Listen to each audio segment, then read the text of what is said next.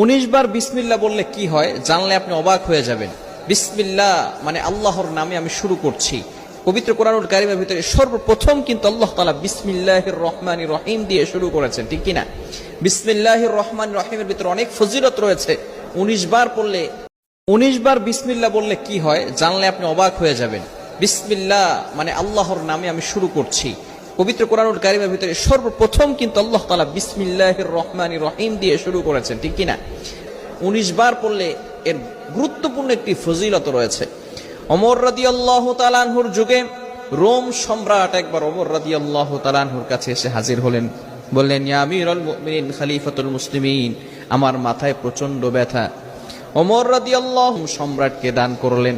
সেই টুপিটা যখন মাথায় দেয় সাথে সাথে মাথার ব্যথা কি হয়ে যায়? ভালো হয়ে যায়। আবার যখন সেই মাথার টুপিটা খুলে ফেলে আবার তার মাথা ব্যথা হালকা হালকা শুরু হয়।